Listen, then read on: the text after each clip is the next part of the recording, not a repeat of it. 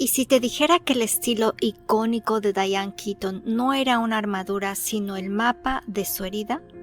Cada sombrero, cada corbata, cada gesto nervioso no era solo moda, era un lenguaje secreto que ocultaba una batalla de su propia alma.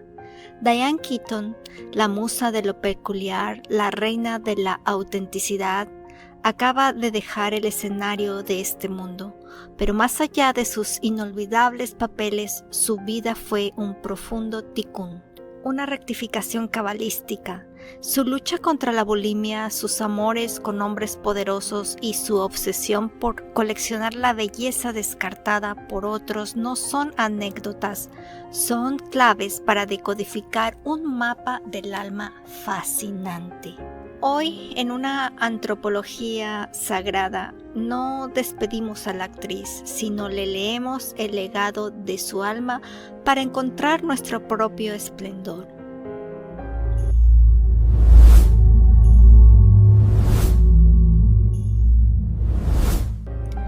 Diane Keaton, 1946-2025, fue mucho más que una actriz ganadora del Oscar. Fue un ícono cultural inconfundible, desde su papel definitorio en Annie Hall hasta su presencia en El Padrino. Su estilo andrógino, su peculiar forma de ser y su autenticidad rompieron los moldes de Hollywood. A lo largo de décadas se consolidó no solo como una estrella de cine, sino como una artista total, fotógrafa, directora y un símbolo de individualidad. Diane Keaton es el arquetipo de Od, la sefirá del esplendor, la honestidad y el lenguaje y la estética, por supuesto. Toda su persona pública es una manifestación de la luz de Od. Su estilo único, una forma de hablar distintiva, una comunicación no verbal que la hizo inolvidable, es la reina del esplendor. Sin embargo, su alma también vino a mostrarnos la sombra más dolorosa de esta sefirá, la clipá por defecto. Cuando el esplendor no se siente propio, se convierte en culpa, sumisión y una vergüenza tóxica que busca validación externa. Su batalla contra la bulimia y su dinámica en relaciones definitorias son el testimonio de esta herida. Sección 1. La tríada inferior, el reino de las cosas encontradas. La soberanía de la curadora. El Malhut de Diane Keaton no es un reino de poder o de vastas propiedades, sino un reino de belleza curada, como se ve en sus numerosos libros de fotografía y diseño. Su soberanía se manifiesta en su habilidad para encontrar valor en lo que otros descartan. Interiores de hoteles, pinturas de payasos, ruinas. Ella no construye un imperio, rescata y reordena fragmentos de belleza. Su Malhut es un mosaico de tesoros encontrados. La clipá por defecto, desprecio por lo material convencional y dificultad para poseer un reino propio. ¿En qué sentido? Su tendencia a ser curadora más que creadora de un imperio puede reflejar un miedo a la insignificancia, a no dejar una marca sólida y propia, pero la dejó, sino una colección de las marcas de otros. Y aquí encontramos una de las virtudes más hermosas que una mujer de Hollywood puede tener: la virtud, la luz oculta, la nobleza de la mirada.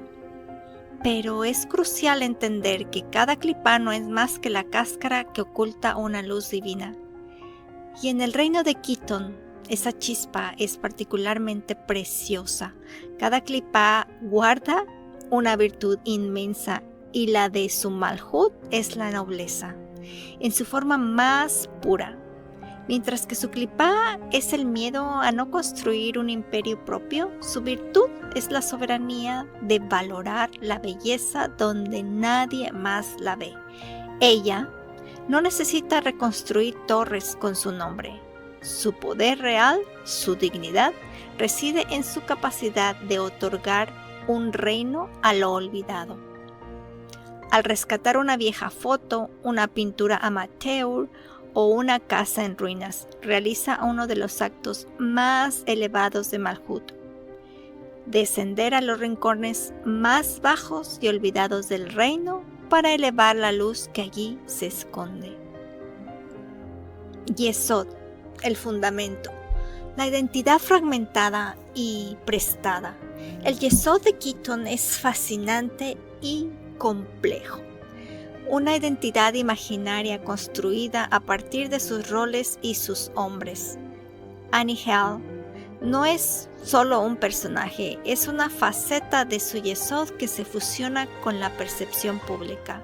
Su identidad se moldea en relación a otros, especialmente a figuras masculinas dominantes como Woody Allen.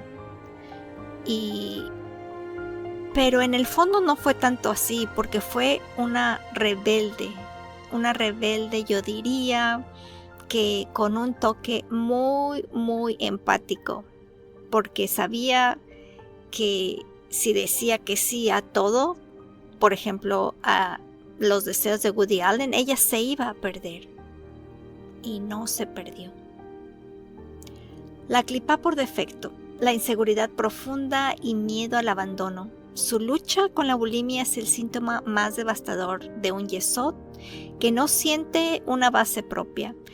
Es el intento desesperado de encontrar y purgar una imagen corporal que no se siente digna de ser amada o vista. Es el grito de un fundamento que se siente defectuoso. Od, el esplendor, la palabra. Aquí reside la honestidad radical. Aquí reside el núcleo de su luz verbal. El Od de Keaton no está en la grandilocuencia, sino en una honestidad casi infantil y en su forma de hablar distintiva y nerviosa, y su famoso la-di-da es puro Od, una expresión verbal que comunica más emoción y verdad que un discurso elaborado. Es la palabra usada para construir, no para construir argumentos, sino para revelar un estado interior con una simplicidad desarmante. La clipa por defecto. Aquí encontramos la culpa, sumisión y vergüenza tóxica. ¿Por qué? Bueno, esta es su gran sombra, la necesidad de adornar o esconder su ser verbalmente con tics o risas nerviosas. Nace de la herida de no ser suficiente, manifestándose como dos caras de la misma moneda. Por un lado, los adornos, los tics, las risas, que se añaden por miedo a que la palabra desnuda no baste. Por otro lado, las omisiones, el rol sumiso, como el de musa, donde se cede el centro del escenario, quedándose al margen de la propia soberanía por la misma creencia. La bulimia es también una clipa de Od, es el síntoma más devastador y literal. La bulimia es una guerra contra el propio ser. Nace de la convicción de que su cuerpo, en su estado normal, es demasiado o es incorrecto. Es un intento desesperado por purgar una imperfección percibida, por controlar una imagen externa, porque se siente que el ser interno es defectuoso. Además, como ella misma admitió, se convirtió en una maestra del escondite. Ese acto de vivir una mentira, entre comillas, secreta, es la manifestación más oscura de una clipa de Od, que en su luz es la sefirá de la honestidad. Netzach, victoria, el lenguaje no verbal. Y aquí el estilo de Dayan es su victoria. Aquí reside el verdadero campo de batalla y triunfo de Keaton. Su Netzach es un estilo andrógino, femenino. Sus sombreros, sus gestos, es un lenguaje no verbal, su esplendor manifestado. Ella usa la moda no como accesorio, sino como una sino como su principal forma de perseverancia y de victoria. Mantenerse fiel a su estética, a pesar de las presiones de Hollywood, no fue un acto de rebeldía pasiva, no, fue una conquista. Su victoria es la tenacidad de haber impuesto una visión personal y haber resistido a ser domesticada estéticamente. Aquí ella hizo su propio tikkun frente a aquellos que la presionaban porque cambiara, como Woody Allen trató de hacerlo. Pero la conexión aquí es mucho más profunda, precisamente porque su od, la palabra, la comunicación directa, pero aquí en Netzach hay una conexión aún más profunda, precisamente porque su od, la palabra, la comunicación directa, a menudo caía en la clipa de la sumisión, siendo una musa, usando tics nerviosos. Su Netzach se convirtió en el canal principal para su soberanía. Aunque tuviera esos atisbos visibles como los tics, ella fue soberana en Netzach. Impuso su propia moda y no le importó las críticas. Por eso digo que Netzach se convirtió en el canal principal para su soberanía. Los actores son maestros en Netzach, son muy buenos netzachianos, porque Netzach es el lenguaje no verbal, son las emociones. Y ella estuvo nominada al Oscar creo que 3 veces y ganó 1. Y ella fue excepcional. En sus personajes, en la actuación, Diane Keaton no era la musa pasiva, era la protagonista de su propia historia, al fin de cuentas. Era en el escenario, en ese lenguaje no verbal, donde podía vivir y expresar sus emociones y la fuerza que en su vida personal a menudo quedaban reprimidas. Pero su victoria no fue solo estética, fue encontrar en el arte el campo de batalla donde se permitía ser la reina indiscutible. Sección 2. La tríada emocional, el corazón escondido. Geburah, el juicio, la disciplina del desorden. Aquí la Geburah de Keaton es paradójica. No es la rigidez del orden, sino la disciplina férrea para mantener su desorden, entre comillas, un desorden personal y estético. Pone límites claros a lo que no es auténtico para ella, como negarse a desnudarse en The Hair. Y su fuerza no está en el control autoritario, sino en la valentía de proteger su vulnerabilidad. Allí es donde se ve su Geburah. Y la Clipá por defecto es una cierta sumisión para evitar conflictos en sus relaciones. Esta Geburah protectora a veces cedía, permitiendo que figuras más dominantes impusieran su orden, lo que llevaba a una dinámica de sumisión como mecanismo para preservar su conexión, pero yo creo que al final se salió con la suya. Y aquí encontramos, Gesed, la misericordia, la gracia, y aquí está la musa generosa. Fue el catalizador para Woody Allen, quien admitió que aprendió a escribir personajes femeninos gracias a ella. Su gracia no es la de una ONG andante, sino la de una fuente de inspiración creativa para aquellos que ama, pero para sí misma también. Y aquí encontramos una Clipá por exceso, dar para recibir validación.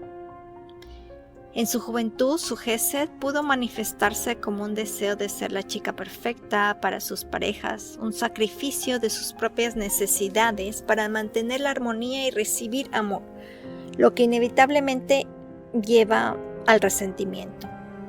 No sé si ella realmente lo tuvo, pero el hecho de que no quiso casarse después y que, asumió una vida o aceptó que podría ser soltera para el resto de su vida fue cuando adoptó a sus 2 hijos a sus 50 años. Vamos a Tiferet. Tiferet, la belleza, el yo real, la búsqueda de la autenticidad. El Tiferet de Keaton es su yo real, peculiar y auténtico, que siempre lucha por salir a la superficie a través de las grietas de su yesod inseguro. Eso es un gran triunfo. Ella se empujó a sí misma, aunque tuviera que esconderse bajo su moda. Ella tenía la soberanía tan grande de, aunque fuera insegura, dejar salir a su yo real, a su yo auténtico.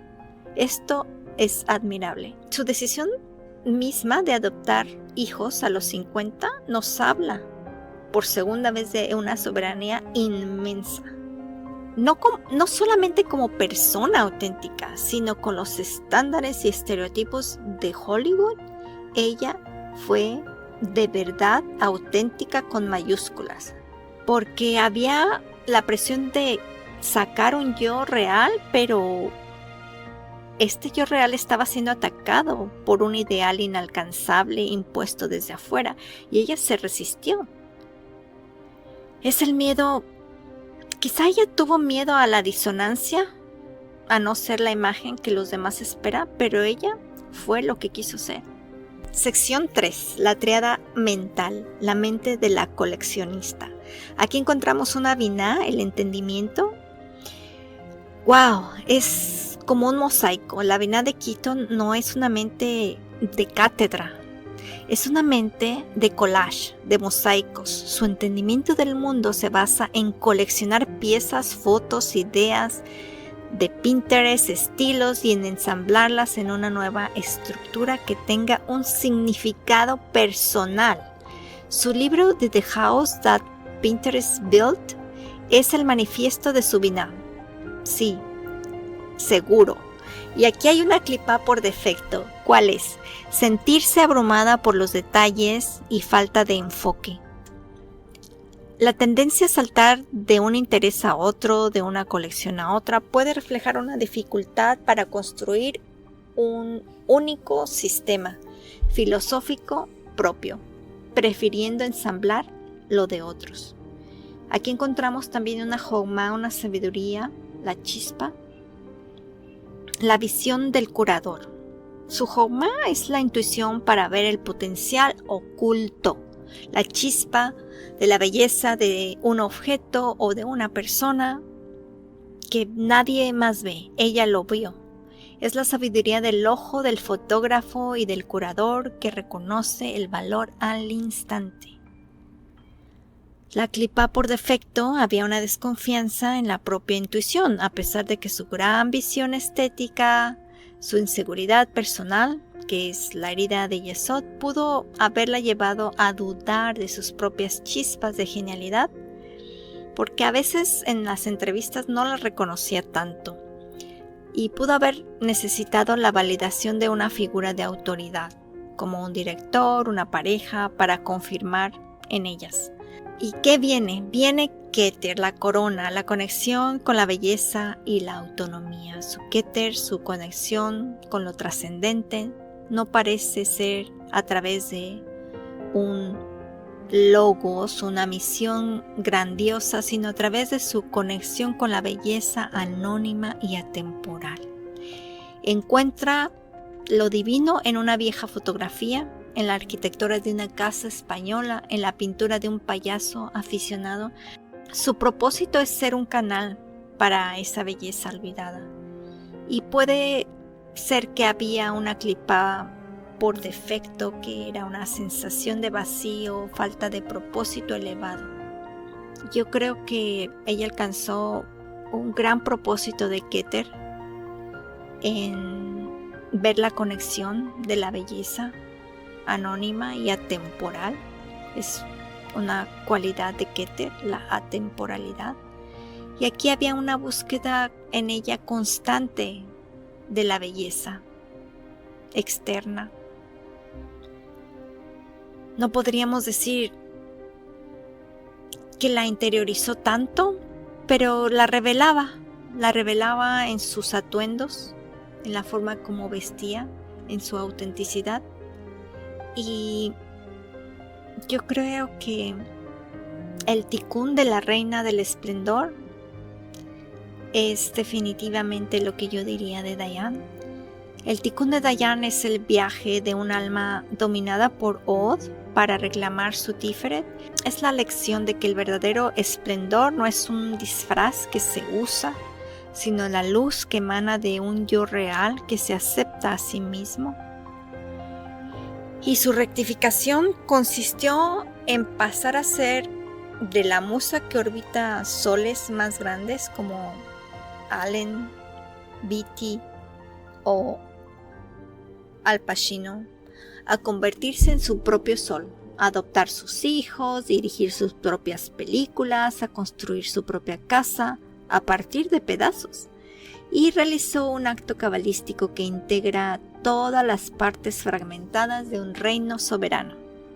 Dejó una colección bella de otros que unió como piezas de rompecabezas y finalmente lo hizo su casa literal y su casa de significado. Y podríamos decir que concluimos este análisis de un legado de Diane Keaton para la rectificación colectiva como una lección fundamental sobre Od, que nos enseña que la autenticidad no es una ausencia de estilo, sino el estilo perfecto que nace de la honestidad radical con uno mismo. Su vida es un permiso para ser peculiar, para comunicarnos en nuestro propio idioma, para encontrar belleza en nuestras propias imperfecciones. Y nos inspira a preguntarnos dónde nuestro esplendor es una armadura para esconder nuestra vergüenza y cómo podemos, como ella, aprender a coleccionar nuestros fragmentos rotos y a construir con ellos un hogar para nuestra alma, un reino donde finalmente nos sintamos en casa. Si este mapa del alma ha resonado contigo, inscríbete y activa la campana para que nuestro viaje como antropólogos apenas está despegando. Y en nuestro próximo capítulo de Cábala y Farándula nos adentraremos en el reino de una de las figuras más poderosas y enigmáticas de nuestro tiempo para decodificar el mapa de su alma, y estoy hablando de Taylor Swift. Prepárate porque es una bomba. Y síguenos para más videos de Cábala y Farándula. Nos vemos pronto en el siguiente episodio con Taylor Swift.